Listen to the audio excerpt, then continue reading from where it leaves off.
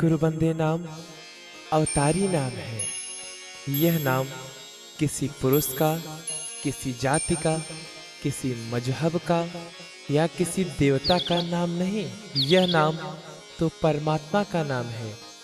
इसलिए नाम का भजन एवं सेवा करें। नाम के भजन से ब्रह्मा, विष्णु, शंकर और आद्य महाशक्ति से ऊपर ब्रह्म दरबार है, जहाँ पहुँचने पर जीवात्मा को घंटा, शंखनाद धुन हमेशा बजते हुए सुनाई देने लगता है।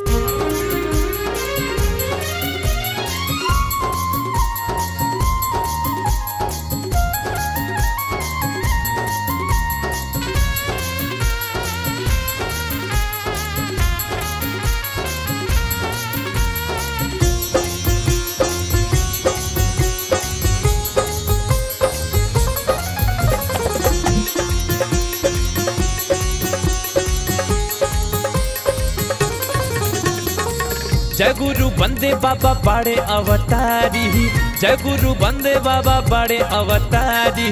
सत्संग सेवा कर ले है उबारी, सत्संग सेवा कर ले है उबारी। जय गुरु बंदे बाबा बड़े अवतारी, जय गुरु बंदे बाबा बड़े अवतारी, जय गुरु बंदे बाबा बड़े अवतारी।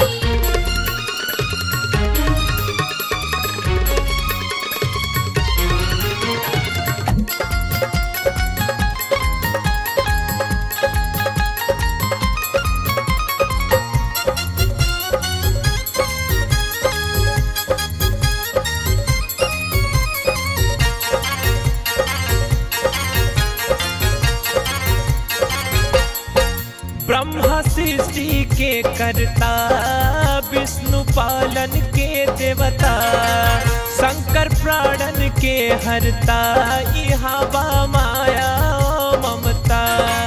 ब्रह्मा सृष्टि के कर्ता, विष्णु पालन के देवता, शंकर प्राणन के हरता, यहाँ माया ममता। अंगवा देखात बाहो ब्रह्म दरबारी, अंगवा देखात बाहो ब्रह्म दरबारी। जय गुरु बंदे बाबा बड़े अवतारी, जय गुरु बंदे बाबा बड़े अवतारी, जय गुरु बंदे बाबा बड़े अवतारी।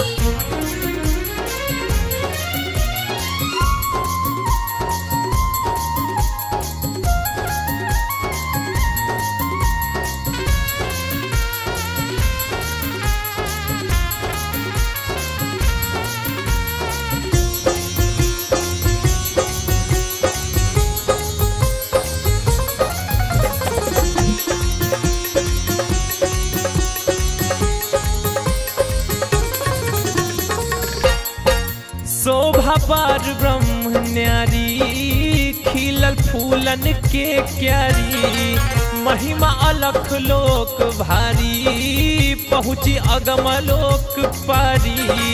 शोभा पार ब्रह्म न्यारी, खिलल फूलन के क्यारी। महिमा अलख लोक भारी, पहुँची अगम लोक पारी। भंवरा गुफा में जाके देखी उजियारी, भंवरा गुफा में जाके देखी उजियारी। जय गुरु बंदे बाबा बड़े अवतारी, जय गुरु बंदे बाबा बड़े अवतारी, जय गुरु बंदे बाबा बड़े अवतारी।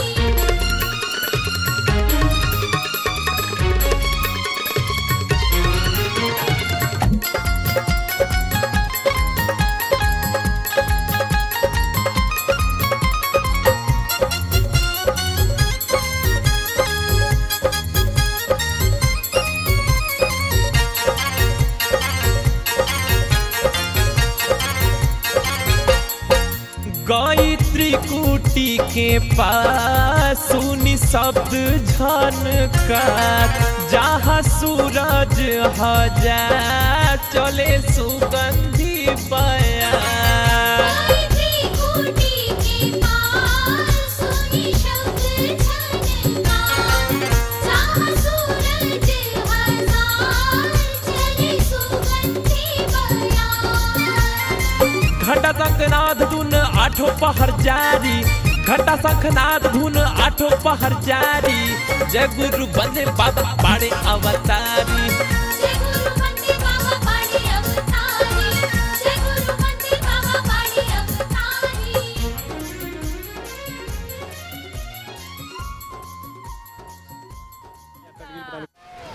पहला ईश्वर जब कोई ध्यानस्थ होता है, समाधिस्थ होता है, ध्यान की मुद्रा में बैठता है किसी महात्मा का ज्ञान लेकर के, तो ईश्वर का रूप दिखाई देता है आंख बंद में। और जब कई वर्षों निरंतर लगा है ध्यान में, पा रहा है दर्शन, रूप को देख रहा है, आवाज को सुन रहा है, ऐसा व्यक्ति प्रभु का दर्शन पाता है। और दूसरा है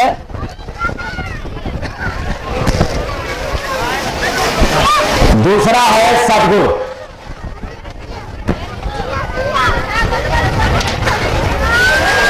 सद्गुरु भी आंख बंद करने के बाद प्रकृति में दिखाई देते हैं और आंख खोलने के बाद भी साकार रूप में दिखाई देते हैं।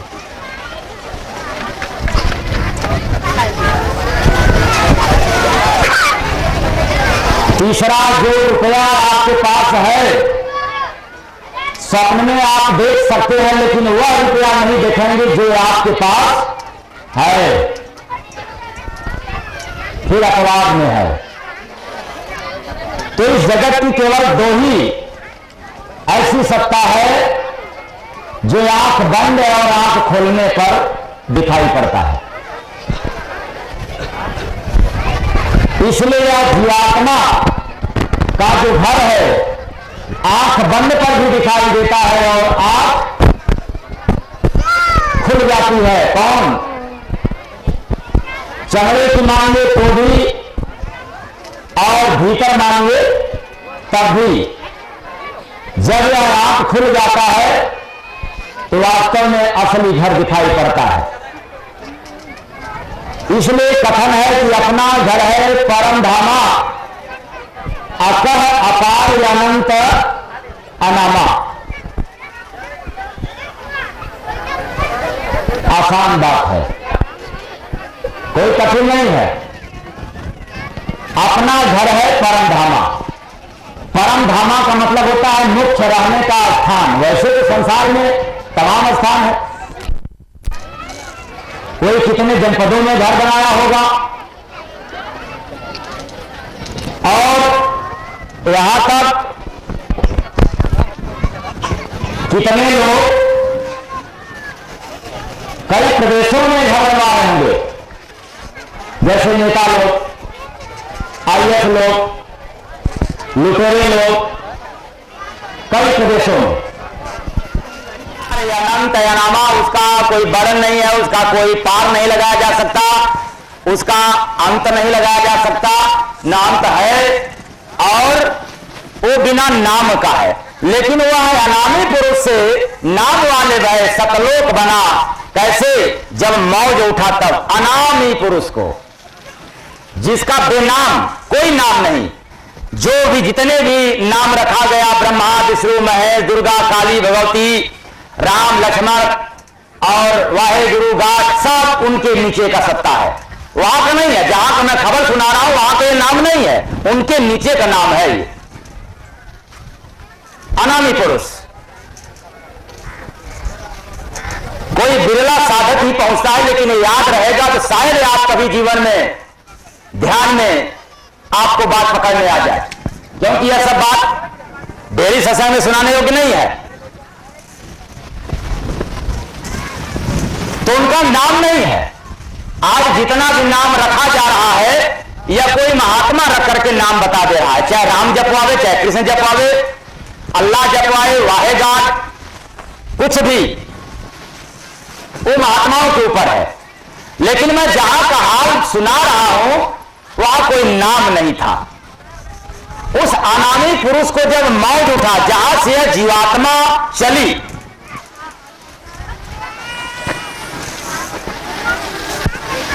उस स्थान का निर्माण तब हुआ जब अनामी पुरुष को मौज उठा, तब अर्थात सतलोक। ये मौज के ऊपर हुआ। किसको मौज उठा? अनामी पुरुष को। जब अनामी पुरुष को मौज उठा तो क्या किए? कौन कौन लोक बनाए? जरा ध्यान दीजिएगा। जिसको नोट करना है नोट कर लेगा, नहीं करेगा तो कोई कैसेट के द्वारा मिलेगा, और नोट से भी नहीं उसको समझ में आएगा जब पूरी बात को कैसेट में कई बार सुनेगा। ये क्योंकि ये भी अकथनीय है। यह जो मैं सुना रहा हूं आप कई बार कैसेट में सुनेंगे तो भी शायद कुछ याद होगा। बड़ी विलक्षण ये सवाल है।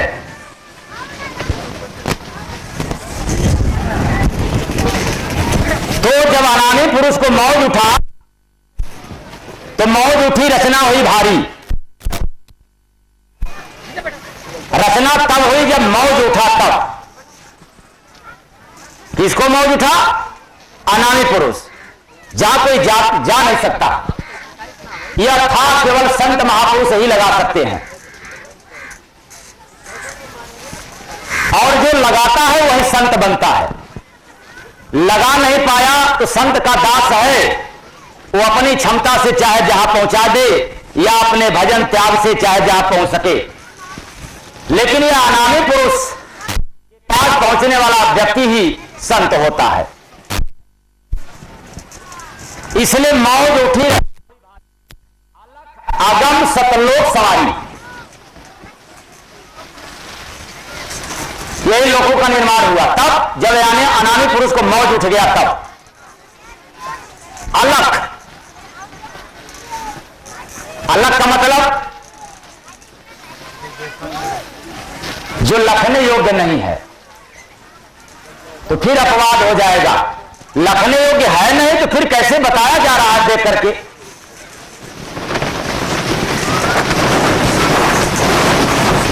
मौज उठी, रचना हुई भारी। तो मौज का मतलब क्या होता है? आनंद। एक लहर होता है, तरंग होता है, ये मौज है।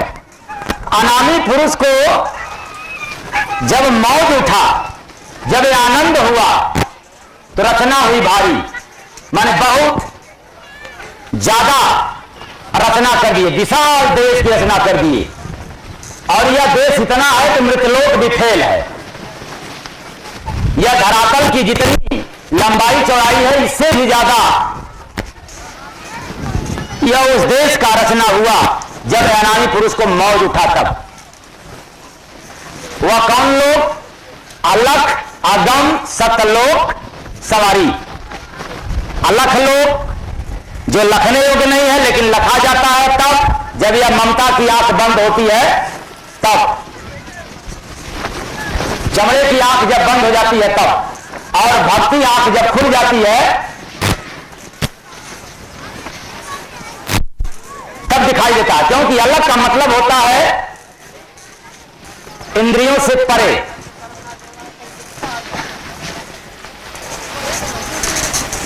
जो लखने योग्य नहीं है, दिखने योग्य नहीं है, पर दिखाई देता है। अलग का मतलब होता है अदृश्य, लेकिन फिर भी दृष्टा आप है। ये आपके लिए नहीं है, इंद्रियों के लिए बताया गया कि ये अदृश्य है। अब हमें आप सब सुनकर के महात्माओं की बारे में क्या अंदाज लगा लेते हैं कि कहां का ज्ञान सुना रहे हैं, जब वो देखने योग्य है या नहीं है तो क्या इसके पीछे पड़ा जाए। लेकिन ये अलग का मतलब होता है अदृश्य। कैसा अदृश्य? माचिस का तीली हो, उसमें अग्नि है लेकिन अदृश्य है। जब घर्षण होगा तब दृश्यमान हो जाएगा, फिर आप दृष्टा हो जाएंगे, आप देखने वाले हो जाएंगे। उसी तरह से जो ये मन बुद्धि चित्त है, इससे परे वह दृश्यमान है। जब आप दृष्टा बनेंगे तब, तो दृष्टा तब बनते हैं जब किसी महापुरुष का ज्ञान मिल जाता है, तब आप दृष्टा बनते हैं, और नहीं मिला तब नहीं। और सच कहिए तो कान भी फुकवाए हैं तब भी दृष्टा नहीं बन सकते। तो अलग का मतलब होता अदृश्य। यह चमड़े की आंख नहीं देख सकता इसलिए अदृश्य है। और दृष्टा तब है जब जिस आंख से दिखाई देता त्रिकुटी से, और अगम का मतलब होता है जहां कोई जा न सके। अरे यहां तो इतने हैं आपके देश में कि एक कहावत है कि जहां न पहुंचे रवि वहां पहुंचे कवि। कवि लोग पहुंच जाते हैं, लेकिन जो मेरे प्रभु है, जो अनामी पुरुष जिस देश की रचना किए, वो अगम है जहां कोई जा ना सके। अरे भाई, न वहां सूरज जा सकता है, क्योंकि कहा गया ना जहां न पहुंचे रवि। ये मैं अपने तरफ से नहीं कह रहा हूं, ये आप ही लोगों का उदाहरण है, जरा ध्यान से सुनना। जहां सूरज नहीं पहुंच सकता, जहां कवि नहीं पहुंच सकता, जहां इस धरती पर जितने विद्वान हैं, ज्ञानी हैं, कर्मकांडी हैं, कथाकार हैं, ब्रह्मा विष्णु महेश हैं, नहीं पहुंच सकते, ऐसे लोक की रचना अनामी पुरुष ने किया। अगम लोक, जहां कोई कष्ट नहीं है, जहां कोई गम नहीं है, जहां कोई जा न सके, ऐसे लोकों की रचना अनामी पुरुष ने किया। अभी सृष्टि नीचे है, सृष्टि रचना के पहले की है रचना। ये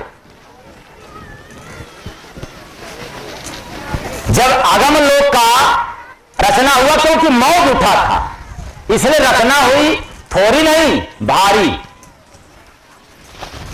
मौज उठी, रचना हुई भारी, तो इकट्ठा 3 लोक रख दिए, अलख लोक, अगम लोक और तीसरा सतलोक, जहां यह आत्मा का पूर्ण विश्राम है। यह जो आवाज निकल रही है हमारे आपके बीच से, इस आवाज का पूर्णतः विश्राम है,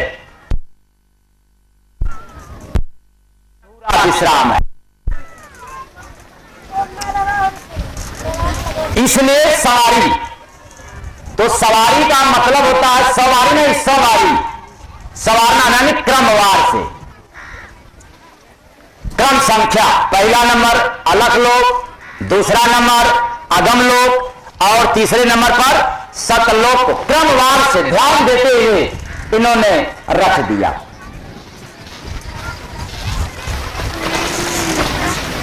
कभी ख्याल किया कि मेरा वतन कहां है? आप तो समझ रहे थे कि जो टका बर्बाद हो रहा है इसी यही अपना वतन है, फिर भी वेतन नहीं, इसमें पतन ही पतन, क्योंकि वो ज्ञान नहीं है, वो अबोध नहीं है।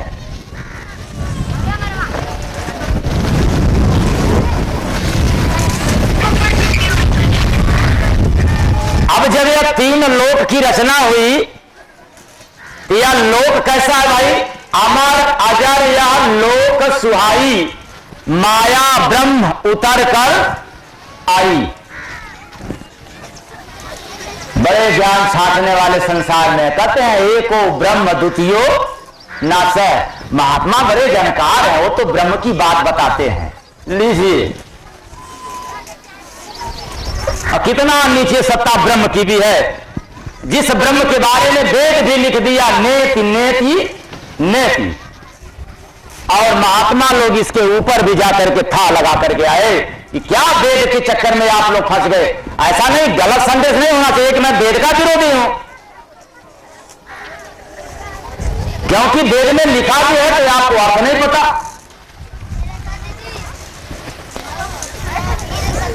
लेकिन यह लोक अमर अजर,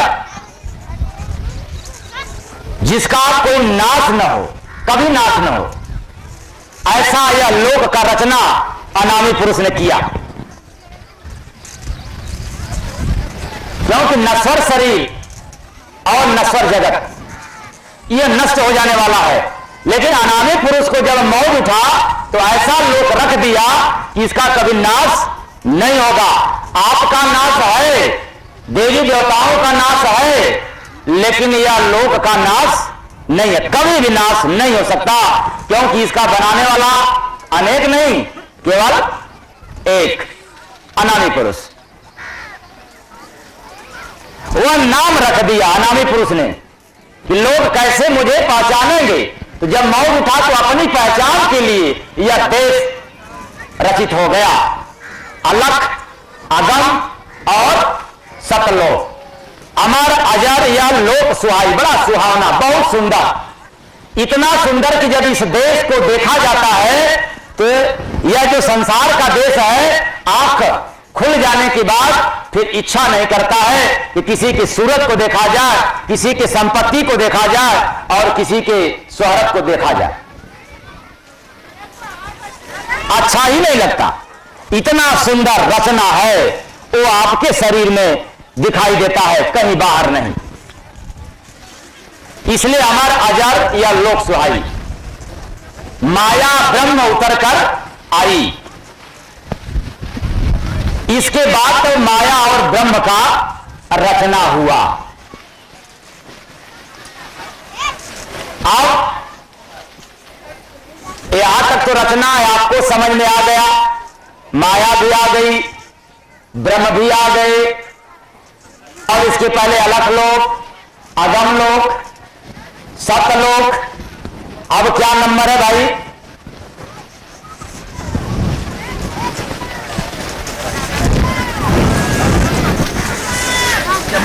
अब इनकी रचना तो हो गई, माया और ब्रह्म की। तो जब माया ब्रह्म की रचना हुई तब इन्होंने 3 पुत्र की उत्पत्ति की और इनको रचना करने के लिए 5 तत्व दिया गया। जब 5 तत्व मिला और 3 गुण ब्रह्म को, तब इनसे रचना हुआ संसार का। ब्रह्मा, विष्णु, महेश।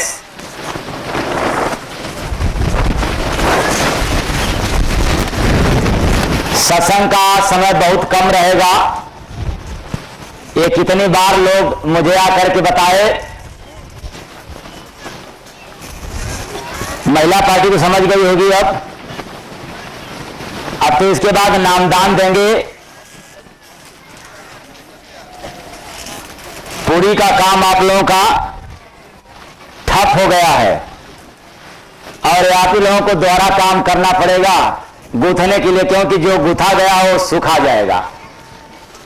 वचन रचाए, यह 3 लोक की रचना रचाए हैं। और यह रचना कहां से चालू किया भाई? सहस कवल में बैठक ठानी, अब 5 तत्व गुण 3 मिलानी। ये सहस दल कवल, जो सहस कवल होता है, इसी कवल में ये रचना का भार इनको दिया गया, अधिकार दिया गया। तो सहजल कमल है कहां?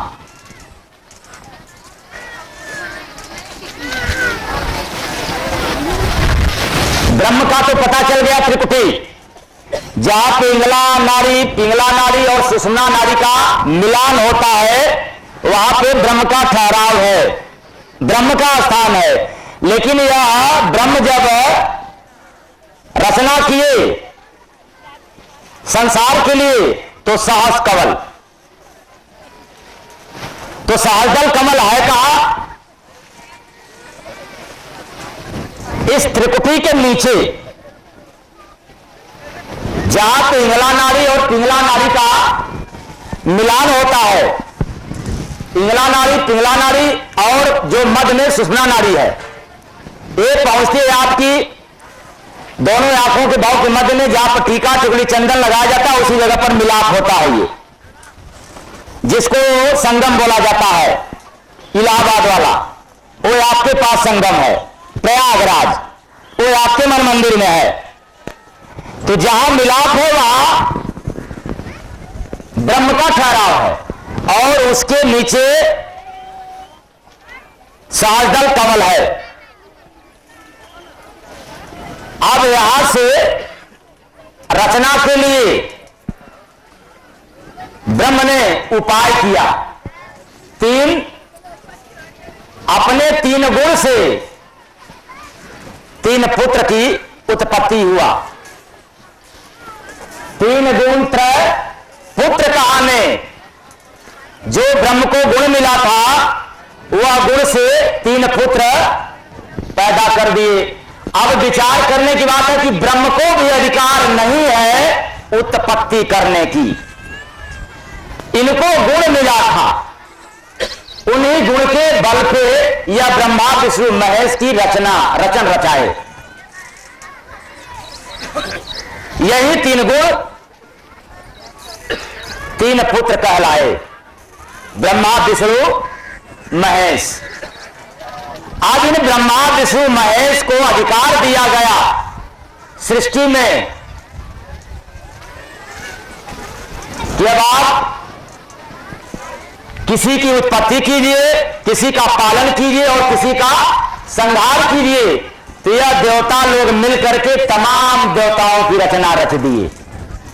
तो पहला रचना रखे किसका? गणेश भगवान, जो गुदा चक्र के मालिक होते हैं। गुदा चक्र होता है मल द्वार, जहां से मल निकलता है वहां का अधिकारी। ये देवता इतने बड़े चालाक थे ब्रह्मा विष्णु महेश कि अपने तो शरीर के मध्य में हो गए, लेकिन गणेश भगवान को कहां डाल दिए? सब क्या ड्यूटी दे दिए? गुदा चक्र, कि अब आप जाकर के वहां आराम फरमाओ। अलग बात है पूजा पाठ करवाइए, नहीं तो किसका पहले पूजा करते हैं भाई आप? ओम गणेशाय नमः। आप कभी वेद मिला? लकीर का फकीर हो गया। और मैं मना भी नहीं करता हूं, आपको चाहे जो करना है गणेश की पूजा करे ना करे, उससे कोई लेना देना नहीं है। मैं तो सृष्टि का रचना बताया, और जो बताया हूं ऐसी बात नहीं है कि कहीं न कहीं मिलेगा नहीं, किसी न किसी वेद पुराण में नहीं मिलेगा तो संत महात्माओं के अनुभव में जरूर लिखा हुआ मिलेगा। ये अटल है। तो यह ब्रह्मा विष्णु महेश और इनकी माता आदम आसक्ति इतने चतुर हो गए कि जहां गंदा स्थान है वहां अपने से नीचे देवताओं को माली बना दिए और मुख्य मुख्य जगह पर अपने दुर्गा मां यहां बैठ गई। इसके ऊपर जाने ही नहीं दूंगा, ये कंठ चक्र के मालिक है। फिर इसके नीचे शंकर, फिर इसके नीचे विष्णु, अब फिर लिंग के मालिक ब्रह्मा। तो भ्रष्ट हो गए ब्रह्मा जी, क्योंकि लिंग को संभाल नहीं पाए। और आज भी देवी देवताओं को पूजने वाले, चाहे वो अपने आप को महात्मा क्यों न बनता हो, उनकी तपस्या किसी नारी से या इंद्रासन की नारी से चाहे जब ध्वस्त हो गया। यही कारण है, क्योंकि वो भेद पता नहीं चला, या जहां से आत्मा आई है वहां का रहस्य पता तो हुआ नहीं, इसलिए लोग उलझ गए। यह जो तीन गुण था, इसी गुण के बल पे ब्रह्म ने तीन पुत्र की रचना, तीन पुत्र की उत्पत्ति किए, ब्रह्मा विष्णु महेश। और 5 तत्व।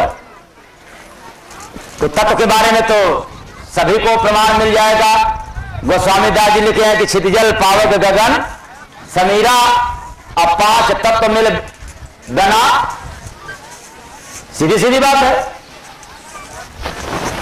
तो मेरा क्या कथन है कि यह कहीं न कहीं प्रमाण आपको मिलेगा, लेकिन उसको विरला है, कोई विरला हो जिसको वो पहचानवा दे, जिसको जना दे सोई जाने, जय देव जनाई। इसका अर्थ कोई दूसरा ना लगा दीजिएगा रामचरितमानस वाला, जो गोस्वामी दास जी नहीं अर्थ लिखे कोई और लिख दिया तो आप लकीर का फकीर बन जाते हैं। यह सारी सत्ता आपके भीतर है। अनामी पुरुष को जब मौज उठा तो 3 लोक, अलख लोक, अगम लोक, सतलोक, और इतना ही नहीं, माया और ब्रह्म को भी रख दिए। अब यह ब्रह्म को, जब ब्रह्म इतना कठोर तपस्या किया, इतना कठोर तपस्या किया कि सत्पुरुष जो सतलोक नाम रखा गया, वहां का मालिक सतपुरुष को बनाया गया, जिसको संत महापुरुष कहा जाता है, सदगुरु कहा जाता है। वहां का अधिकारी संत होते हैं, जिसको चाहते हैं उसी को पहुंचाते हैं और जिसको नहीं चाहे वो नहीं पहुंच सकता। आप अखंड दुर्गा की पूजा कर लें लेकिन नहीं पहुंच सकते। आप चाहे जितना धरती का संपत्ति का दान कर दें लेकिन फिर भी नहीं पहुंच सकते। पहुंचने का उस देश का अधिकारी वही हो सकता है जिसके ऊपर कोई संत महापुरुष कृपा कर दे, क्योंकि वहां का मालिक कौन है? सतपुरुष। तो अनामी पुरुष ही सतपुरुष को रखा, कायम किया। लेकिन जब मालिक बना दिया गया सतपुरुष को, तो सतपुरुष की घनघोर तपस्या किया ब्रह्म। इतना घनघोर तपस्या किया, इतना घनघोर तपस्या किया कि तपस्या के बल पर राज मांग लिया। लोभ मांगना क्या भाई? लोभ है। जहां मांग नहीं था, लोभ नहीं। तो इस ब्रह्म को, जिसके बारे में लिखा गया है एको ब्रह्म द्वितीयो नास, इस ब्रह्म को लोभ हो गया राज्य की, कि मैं राजा बनूं आप जैसा। अब बताइए, ज्ञान छांटने वाले कहते हैं कि ब्रह्म को पा जाओ फिर सारी काम हो गया, और यहां प्रमाण मिलता है कि जो लोभी है वहां पर भी पहुंचेंगे तो लोभ मुझे छोड़ेगा नहीं, क्योंकि वहां मुझे ऐश आराम चाहिए। और जब आपका पूर्ण क्षीण हो जाएगा तो फिर आपको ब्रह्मा विष्णु महेश के अधिकार में आना पड़ेगा। यह ब्रह्म लोभी था, तपस्या के बाद दौलत आत्माओं का राजा बन गया। इसलिए आज जो चाहता है उसी तरह से यमराज को, काल पुरुष को ठीक ठाक करके डिपार्ट दे करके हिसाब का दिन लेता है और खुराक अपने आप को पाता है। यही ब्रह्मा विष्णु महेश से लेकर के सतलोक तक का स्थिति है। इस स्थिति को जो जान जाएगा किसी के परिस्थिति में नहीं फंसेगा, किसी का दास नहीं होगा। अगर दास बनना है तो किसी संत महापुरुष का बन जाओ भाई, पत्नी का दास मत बनना, लक्ष्मी का दास मत बनना, किसी देवी देवताओं का दास मत बनना। अगर दास बनना है मेरा भी मत बनना, बनना तो किसी संत महापुरुष का बन जाना। अब परखना आपका काम है। तो बैठ करके मेरे पास आना चाहते हैं